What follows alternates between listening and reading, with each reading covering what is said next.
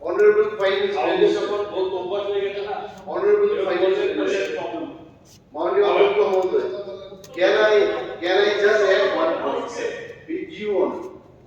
মাননীয় অর্থমন্ত্রী বলছিলেন যে আমি দেশের প্রধানমন্ত্রী দেখবেন, yes, today also I repeat, কিন্তু আমি সচিন তেন্ডুলকারের big fan.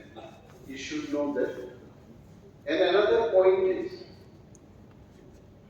CPI দলের পরিষদীয় দলীয় নেতা যেটা বলেছে যে 4 গুণ 5 গুণ বৃদ্ধি পাচ্ছে, I just want to know from our finance minister, what is the inflation in Tripura?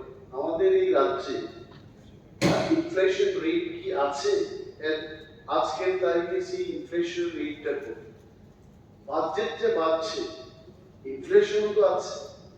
If you do not increase it, how are you going to cope up the day-to-day expenses? I just want to know that figure. এটা direct transfer হচ্ছে যেটা fund আপনাদের কাছে, তারও একটা ব্যাখ্যা আছে। এর মধ্যে দেখুন এই 672 কোটি টাকার টোটাল ব্যাখ্যাটা দিই, 82 কোটি টাকা যে ফিনান্স কমিশন গ্যারান্টি দেখা গেল, এটা বাদ দিয়ে দিই। এরপরে আরো আসবে আপনার কাছে যেটা পঞ্চায়েত দপ্তর থেকে ডেপুটেড কর্মচারীদের বেতন বাবদ আমরা 21 কোটি টাকা দিচ্ছি একবার, এবং তার সঙ্গে ভিলেজ কাউন্সিলের জন্য যে শেয়ার অফ ট্যাক্স আছে এই যে 652 কোটি টাকার কথা বলছে, it is in your budget statement. Most of the fund you just see salary of deputed staff, information and culture affairs, 2 কোটি টাকা, then salary of the only salary you see. This 672 crores, most of the fund will be spent for only salary. You just see the document.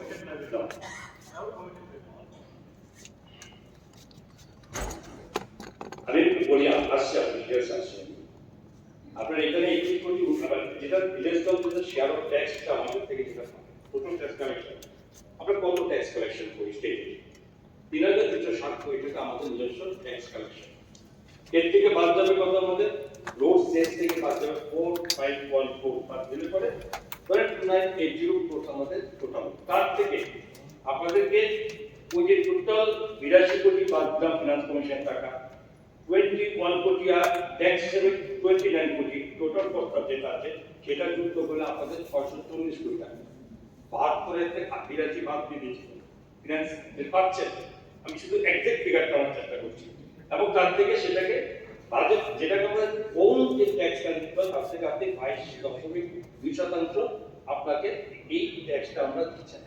Share প্রশ্ন হচ্ছে যে এর বাইরে মোট টাকার বাইরে ধরুন মনে করুন এর মধ্যে আমরা প্রবিধান দেখেছি, এর মধ্যে সবচেয়ে বড় হিসাবটা বড় আমরা টোটাল আপনাদের টাকা দিচ্ছি টোটাল এখানে যে টিএসপি ট্রাভেল যেটা ফ্লো হয় ফান্ড, ওটা কত হচ্ছে? ওটা তো এডিসিএ তে খরচ হচ্ছে, ওইখানে টোটাল টাকা হচ্ছে আপনার জেসি বাজেট থেকে 5609 কোটি। আমি এটা বলে দিচ্ছি। এবার তাহলে টোটাল বাজেট আমাদের 27654 কোটি টাকা, মাইনাস হচ্ছে কি expenditure for salary, pension, interest and repayment সমস্ত নিয়ে 13568 কোটি টাকা। এটা কম্পালসারি এক্সপেন্ডিচার। এই টাকাটা যদি টোটাল মূল বাজেট থেকে বাদ দিয়ে আমরা তাহলে মূলত আমাদের যে ব্যালেন্স ফান্ড যে এটা এক্সক্লুডিং স্যালারি কিছু বাদ দিয়ে তাহলে 14086 কোটি টাকা আমাদের টোটাল যে কাজ করছে আমরা টোটালটা বললাম। এর মধ্যে জিএসপি এই ট্রাইবেল সাপ্লাইমেন্ট দিয়ে 5609 কোটি টাকা, এই ট্রাইবেল এরিয়াতে বিশেষ করে এটা অধিকাংশই আপনার এডিসিআতে খরচা হয়। যদি ওইটাকে যদি আমরা পার্সেন্টেজ করি 40,086, তাহলে আমরা ওই টাকাটা বাকিটা তো অলরেডি কমিটিটা দিতে হয়ে যাবে, তো ওই টাকা থেকে যোগ করি তাহলে আমাদের কিন্তু পার্সেন্টেজ আসছে 39.8। আমি ওখান থেকে ওনাকে একটু তুলতে পারি, আমি আপনাদেরকে বোঝাই পরে বলে তো ওনাদের সময় কি আপনার ডিসকাউন্ট থাকবে। আপনি প্লিজ ফাইন্যান্স সেক্রেটারি সাহেব গিয়ে বসুন।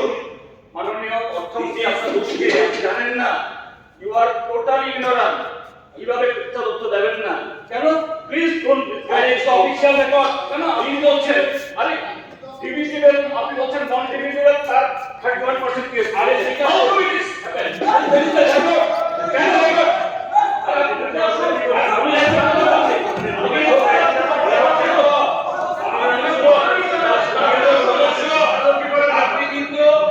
আপনি কিন্তু গোটা মিলের বলবে মাথায় ঢুকে গেছে।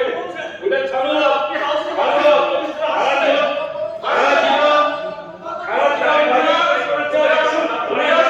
সারা জীবন বাজেট পেশ করেছেন, যত পাখি বন্ধ করে বাজেটের মধ্যে শুধু বাজেটের প্রকল্প কথা থাকে, বিশ্বরাজনীতি কথা নিয়ে আপনি এরকম বলেন রাজ্যের কথা, দেশের কথা না। আপনি রাজ্যের কথা সে কথা বলেন না, বলেন বিশ্বের কথা। আপনি বাজেট প্রশ্নের প্রথম পাতাতে দুটি নম্বরে এই ধরে বাজেট করেছেন, মানুষকে ঠকিয়েছেন, জনজাতিদের যদি কল্যাণ করা বলবে এভাবে না, এভাবে নয়, এভাবে নয়। চৌধুরী মহোদয় বলেছেন আমাদের ফিনান্স মিনিস্টার চৌধুরী কিছু চান। প্রথমত আমি এই কমেন্টটাকে কন্ডেম করছি। আপনি জানেন, আপনি এখানে কমেন্ট করেছেন যে আমাদের আপনার 17 সালে নাকি বিল 35 টাকা ছিল ডিজিটাল। আমি আপনার বেদান্তে বলছি, লং টাইম আপনাদের রুল সরকার কেরলে 2018 সালে আপনার কেরলে 2018 সালে পেট্রোল রেট ছিল 82 টাকা, আর 2023 হয়ে আছে 23 সালে আজকের দিনে 108 টাকা পার লিটার। আপনাদের সমর্থিত সরকার রাজস্থান 2018 সালে ছিল 84 টাকা, আজকের দিনে 108 টাকা। হিমাচলে 84 ছিল, আজকে 8। ওয়েস্ট বেঙ্গলে ত্রিপুরার কথা বলছি, ত্রিপুরার কথা 2017 সালে ছিল 68, আজকের দিনে 99। এবারে আপনার কাছে যেটা জানার বিষয়, বিজেপি শাসিত প্রত্যেকটা স্টেটে পেট্রোল, ডিজেল, রান্নার গ্যাস সবটার রেট কম, কিন্তু আপনাদের শাসিত রাজ্য, সেটা কংগ্রেসের হোক আর সিপিএম এর হোক বা আপনাদের বন্ধু সরকার, একটা স্টেটও এই যে এখানে আপনি দাঁড়িয়ে বলছেন বা বসে বলছেন দ্রব্যমূল্য বৃদ্ধি পাচ্ছে, তো দ্রব্যমূল্য কমানোর সুযোগ যেহেতু আপনারা পাচ্ছেন, তো আপনাদের স্টেটগুলিকে কেন সাজেস্ট করেন না দ্রব্যমূল্য কমানো হোক? আমাদের স্টেট ত্রিপুরা 5% ভ্যাট আমরা কম করেছি, সেন্ট্রাল গভর্নমেন্ট 8% কম করেছে ভ্যাট। আপনার কেরল কেন কমায় না? রাজস্থান কেন কমায় না? হিমাচল কেন কমায় না? ওয়েস্ট বেঙ্গল কেন কমাচ্ছে না? আমরা বললাম জানি ডাক্তারবাবুদের নিয়ে বসাই যায় না, কোথাও গেলি প্রতিটা সেন্টেন্সের আগে একটা গালি, পরে সেন্টেন্সটা লাস্ট শেষ করে আরেকটা গালি, তোর একটা লিখিত হওয়া দরকার। সত্যি কথাটা বলছি, কিন্তু মিথ্যা কথা বলছি না। ওকে নিয়ে বসলাম, এটা তো হয় না।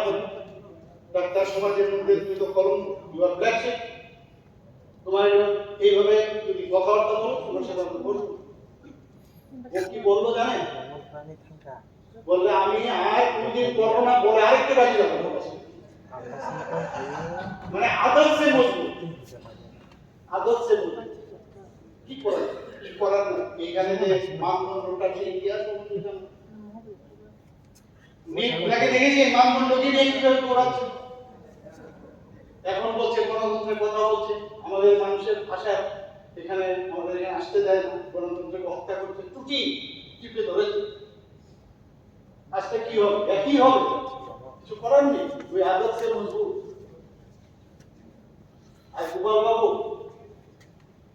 এবং বিরোধী দল আপনাদের পাশে যে বসেছেন, আর যার ইনফ্লুয়েন্সে এই কাণ্ডটা সেদিন হয়ে গেল, এখন সে বলছেন কি, এখানে যারা আমাদের ত্রিপুরা মতার ভাই বোনেরা আছেন, বলছে ওনাদেরকে তো আমি বলেছি এই কাজটা করো না, এই কাজটা করো না, এখন কিন্তু সরে গেল।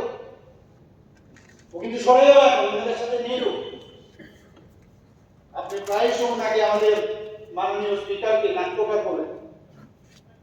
আপনার ডান দিকে যিনি বসেন, একদিকে বড় নাট্যকার ত্রিপুরাতে আমি দেখি এত বড় নাট্য। আমি অনেক জায়গায় বলি, একটা ইংলিশে একটা সেন্টেন্স আছে, সেন্টেন্সে কি বলে? Bad man is always useless. কিন্তু ইউজলেস না। Batman can be treated as an example.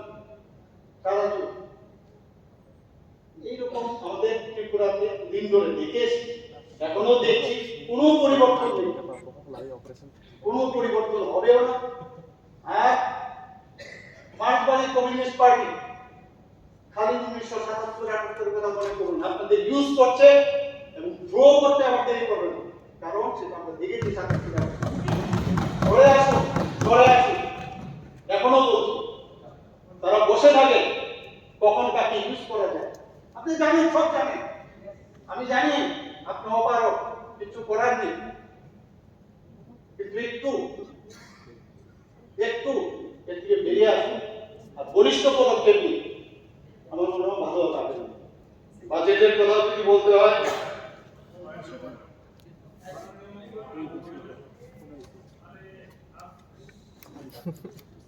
Sir, প্রথম কথা হলো আমি বলতে চাইছিলাম একজন লোকের অ্যাবসেন্স আমার মনে হয় যে ঠিকই আছে, আমাদের বেশি জুনিয়র। আমি বিধানসভাতে আমরা একটা ইস্যু নিয়ে ওপেন করেছি, ঠিক, কিন্তু আমি বলবো যে যেকোনো একটা রাজনৈতিক পার্টি একটা ইডিওলজি, হাইকমান্ডের বাইরে ইন্ডিভিজুয়ালের কোনো দাম। মাননীয় মুখ্যমন্ত্রীকে লিডার অফ দ্য না বলছি, উনি যেটা বলছেন উত্তর দিতে হবে তো, উনি বলতে পারলে আমি বলতে পারবো। আর দ্বিতীয় কথা, আমি বিশ্ববন্ধু বাবু, মাননীয় মুখ্যমন্ত্রী আমাদের অনেক দিনের পরিচয়, বিশ্ববন্ধু বাবু অনেক দিনের পরিচয়। উনি নাট্য জগতে একজন বিখ্যাত লোক।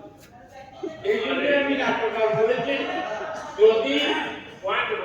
যদি আপনার ভালো না লাগে আমার বলার দরকার নেই, but you are the best নাট্যকার।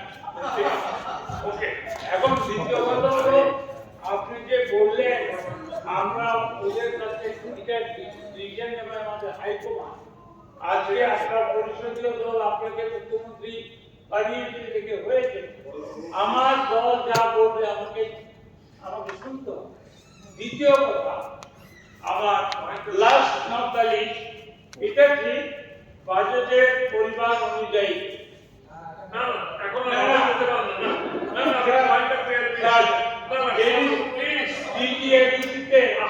বঞ্চনা করা হয়েছে। আমি বারবার বলেছি এটা বাজেট ভাষণ নয়, সব শেষ তো শুনেন। না স্যার, আমি আপনাকে বলি, আমি কেন কি চেহারা দেখে উঠেছি? আমার বক্তব্য হলো আমরা বলেছি বাজেটের, আমি কিন্তু বিরোধিতা করিনি। কি করবো বলুন, আমি সিনিয়র মেম্বারকে মাইক বন্ধ করতে বাধ্য হবো। আপনি তো এখন ক্ষমতা আছে, করবেন, আপনিও চিন্তা হয়ে যাবেন। আমি আপনাকে আমার আমি আপনাকে করতে বাজেট মাননীয় মুখ্যমন্ত্রী বলবেন, প্লিজ মাননীয় যে আমাদের যশস্বী প্রধানমন্ত্রী নরেন্দ্র মোদীজিকে ওনার যে কার্যকলাপ, দেশের জন্য উনি যেসব কাজ করছেন, এর জন্য উনি ওনাকে সম্মান করেন, শ্রদ্ধা করেন।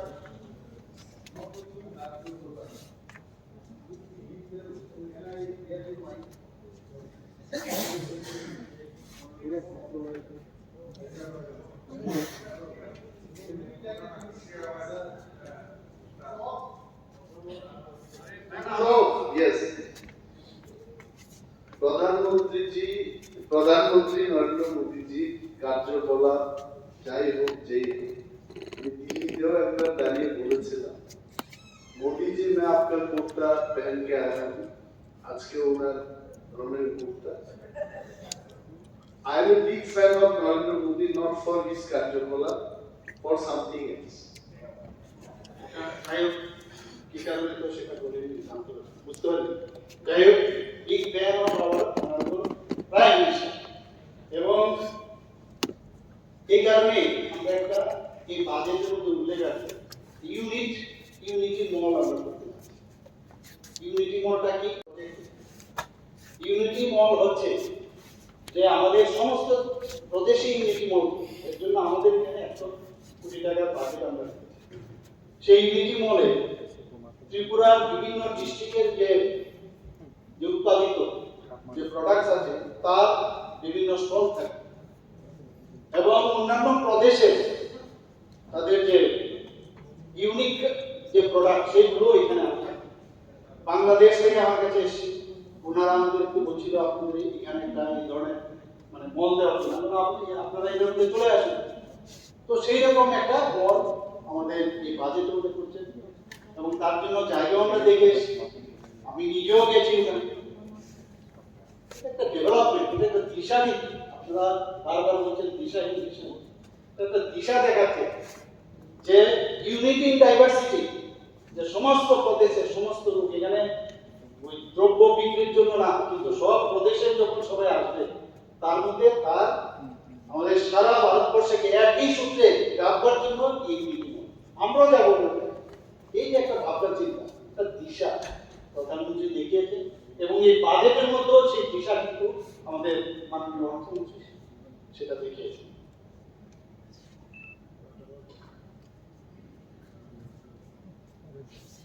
বাজেটে রেভিনিউ এক্সপেন্ডিচার থাকবে, ক্যাপিটাল এক্সপেন্ডিচার থাকবে, কিন্তু এইবার আমরা ক্যাপিটাল এক্সপেন্ডিচারের উপর কেন বেশি জোর দিচ্ছি? কারণ তাতে করে পার্মানেন্ট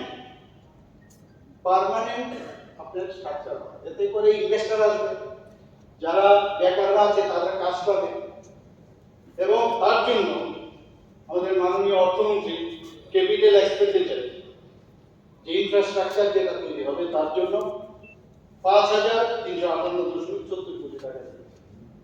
আমি আমাদের মাননীয় অর্থমন্ত্রীকে আমি ধন্যবাদ দেব যে এই ধরনের একটা চিন্তা ভাবনা উনি করেছেন এবং যারা বেকার আছেন, যারা ইনভেস্টর, আমাদেরকে প্রায়শই ইনভেস্টর আছেন বলে আপনারা ইনফ্রাস্ট্রাকচার তৈরি করুন, আমরা চলে আসবো।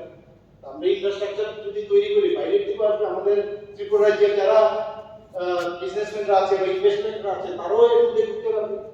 সেই ব্যবস্থাটা আমাদের মাননীয় অর্থমন্ত্রী করেছেন।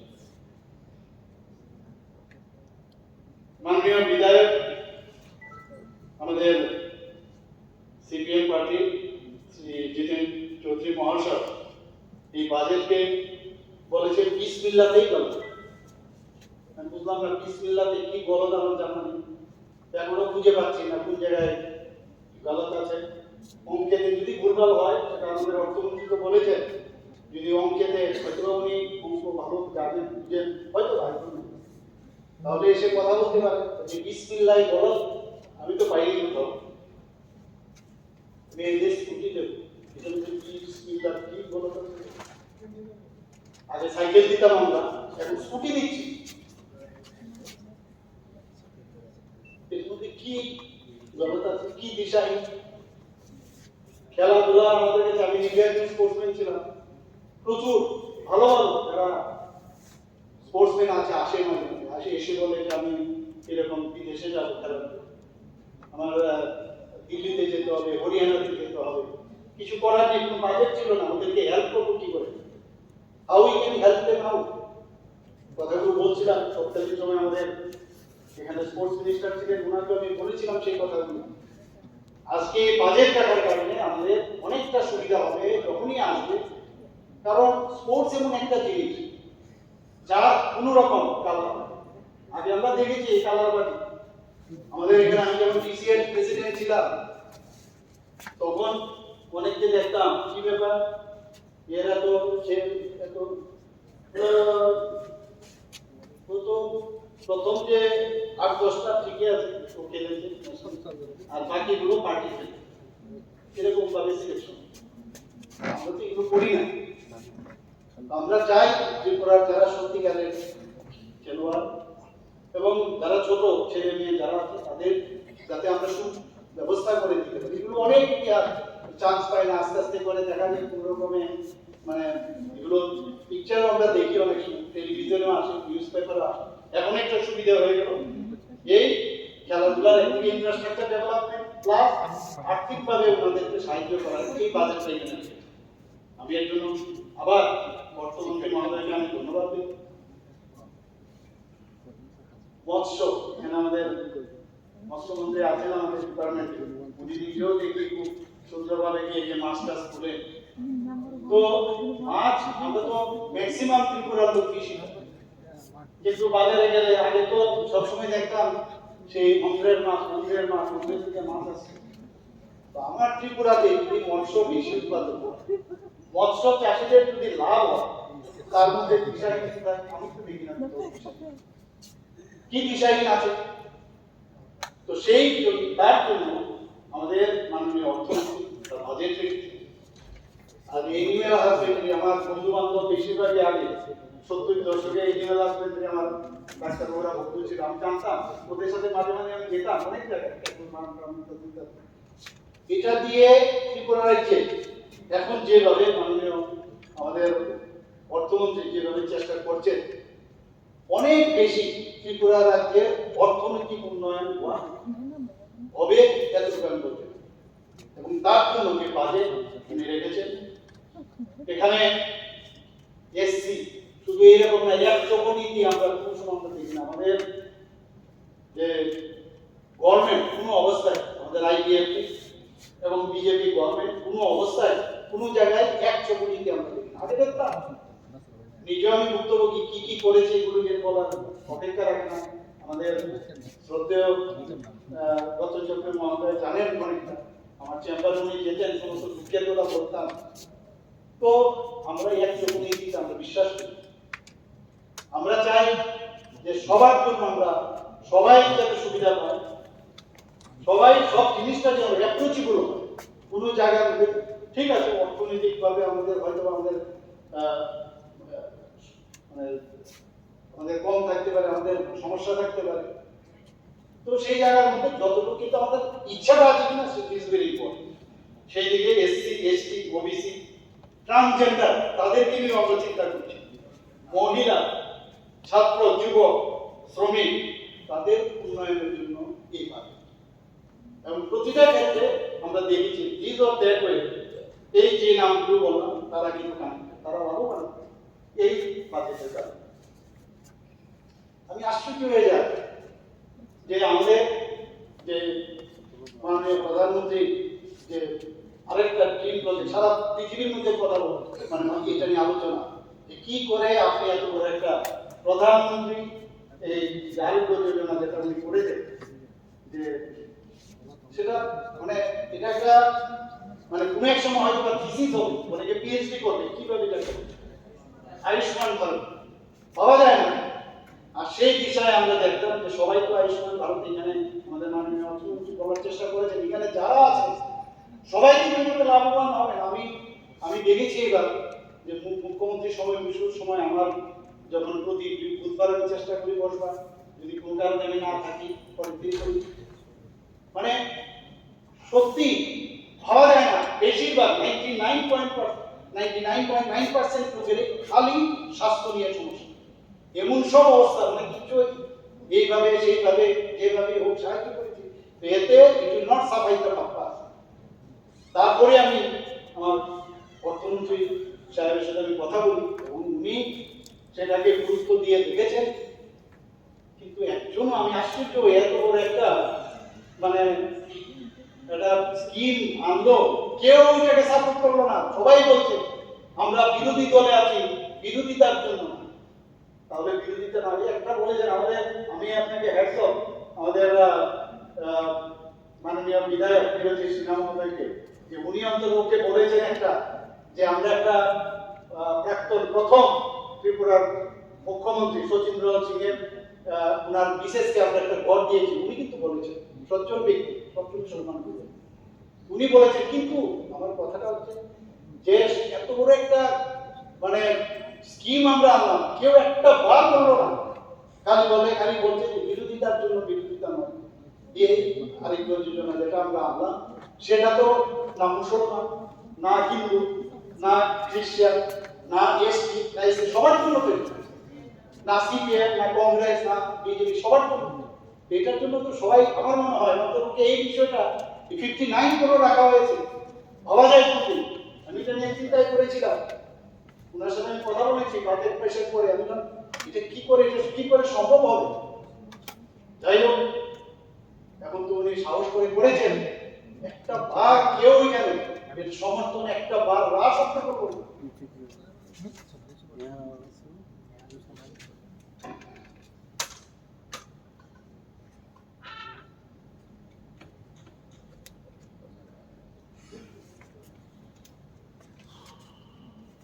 আমি মাননীয় বিধায়ক গোপাল রায় মহোদয় বলেছেন, উনি এখানে নেই, ওনার অ্যাবসেন্সের কথা না বললেই ভালো। কিন্তু আমি আবার বলবো, ফ্রাস্ট্রেশন যখন হয় না, ফ্রাস্ট্রেশনের আরেক নাম অসহিষ্ণুতা। ফ্রাস্ট্রেশনের আরেক নাম অসহিষ্ণুতা হবে না, এই কারণে এই সমস্যা, এবং সবাইকে সমস্যা দেবে, সবাইকে সমস্যা দেবে, শুধু আপনাকে আমাকে না, সবাইকে। এখানে আমাদের মাননীয় অর্থমন্ত্রী মুখ্যমন্ত্রীর দক্ষতা উন্নয়ন প্রকল্প রেখেছেন, তাদের জন্য যারা বেকার ভাই বোনদের জন্য, তাদেরকে আমাদের মাননীয় অপোজিশন লিডার বলেছিলেন যে আগে যে স্কিল ডেভেলপমেন্ট করা হতো তার কোয়ালিটি এই বিষয় নিয়ে কিন্তু আমরা কথা বলেছি, যাতে প্রপার তাকে তার স্কিল ডেভেলপমেন্ট হয়। এমন এক সংস্থার সাথে দরকার পড়লে বাইরে গিয়ে ওদের ট্রেনিং দেওয়া হবে, যাতে করে আলটিমেটলি তাদের সেই যে কর্মসংস্থার সুবিধা হয়, এরকম না যে করার জন্য করানো, সেইভাবে আমরা দিশা এই আমাদের মাননীয় অর্থমন্ত্রী সেটা রেখেছেন। মুখ্যমন্ত্রী স্যাটেলাইট টাউন ডেভেলপমেন্ট প্রকল্প, আমাদের মাননীয় স্পিকার মন্ত্রী কালকে আমাকে জিজ্ঞেস করছিলেন এটা কি, কারণ ওনারা কেন পেয়েছেন। আমি বললাম এটা যেমন ধর্মনগরে গেল, ধর্মনগরের পাশে আরো সুন্দরভাবে আরেকটা টাউন হবে, তো সেই রকম ভাবে ওনার মন্ত্রী জেলাতে একটা করা হয়েছে, আরেকটা আগরতলাতে করা হয়েছে, আস্তে আস্তে করা হবে।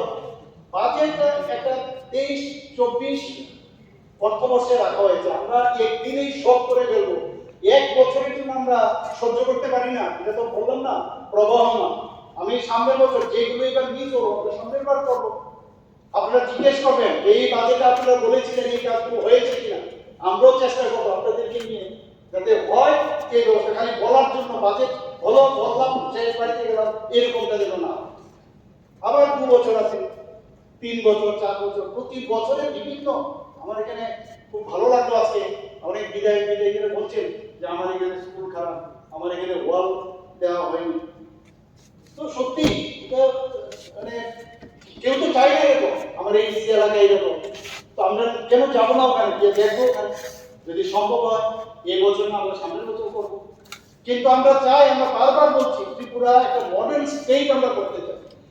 এইসব একজন আরেকজনের সাথে লাগালাগি করে কিছু লাভ হবে না, কিন্তু যদি দেখতে হয় পলিটিক্সের জায়গায়, কিন্তু উন্নয়নের জন্য আমাদের মাননীয় প্রধানমন্ত্রী যে বারবার বলেন আমি নলসের জল দেবো, আমি কাউকে পিছতে দেবো, এর মধ্যে কি পলিটিক্স। তো আমরা চাই এরকম পলিটিক্সের বাইরে গিয়েও আমরা যে বাজেট এবার আমাদের মাননীয় অর্থমন্ত্রী পেশ করেছে, সেই বিষয়ে আমরা এই এক বছরে যা যা বলেছে তার মধ্যে আমরা করতে পারি। এটা কিন্তু একটা আমাদের সরকারের পক্ষে সেটা সম্ভব হবে না। এখানে যারা আছেন সবাই মিলে আসুন না, আমরা সবাই মিলে এমন একটা মানে আমরা দেখাই সারা ভারতবর্ষকে যে এখানে সমস্ত বিরোধী এবং আমাদের ট্রেজারি বেঞ্চে সরকার পক্ষ সবাই মিলে আমরা একসাথে ত্রিপুরার উন্নতির লক্ষ্যে আমরা সবাই একদিকে কাজ করি। বিধানসভাতে আসবো, কথা বলবো, বাইরেও কথা বলবো, কিন্তু উন্নয়নের লক্ষ্যে আমরা সবাই তাহলে গিয়ে আমরা এক ত্রিপুরা শ্রেষ্ঠ ত্রিপুরা যেটা বলছিলাম তবেই সেটা হবে, আদারওয়াইজ হবে না। এখানে বললাম এগুলো টিপ্পনি কাটলাম, লাভ হবে না কিছু। মুখ্যমন্ত্রী নগর উন্নয়ন করেন। I appreciate. Thank you. আমি তো জানি আমি no, fine. I always welcome. We all welcome you. We know you very well.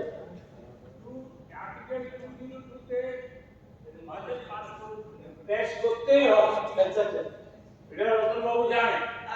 It is all to mention. না না আপনি বলেছেন সবাই মিলে নিতে you হবে। are always welcome. We'll sit together and we'll decide. No problem. আমি Let the budget. আমি এডিশন অল্টারনেট ঠিক আছে দাদা, ঠিক আছে। মুখ্যমন্ত্রী নগর উন্নয়ন প্রকল্প আমাদের নগর উন্নয়ন প্রকল্পে বাদে নগর তো উন্নয়ন হবে। অনেক সময় অনেকে বলেছেন শুধু নগরেই উন্নয়ন হয়, আমাদের গ্রামগুলো উন্নয়ন হয় না। তো এরকমটা না, এটা ঠিক আছে। আমরা মানে নগর হয়ে তবে তো গ্রামে যাবে। নগরের উন্নয়নের দরকার, আবার রুবানেরও দরকার। আরবান যেমন আছে রুবানেরও দরকার, তার জন্য প্রকল্প আছে আমাদের। তো এগুলো যেহেতু বলেছেন, আমরা সব বিষয় নিয়ে আমরা কনসিডার করবো, দেখবো, আমাদের অর্থমন্ত্রী সাহেবের সাথে কথা বলবো। দেখুন, scholarship for achiever towards higher learning কত সুন্দর একটা প্রকল্প আনা হয়েছে। তাদেরকে যে উদ্বুদ্ধ করা, যারা ভালো রেজাল্ট করবে তাদের জন্য এই সরকার কি কি করতে চায়, তাদেরকে উদ্বুদ্ধ করার জন্য একটা স্কিম করেছে।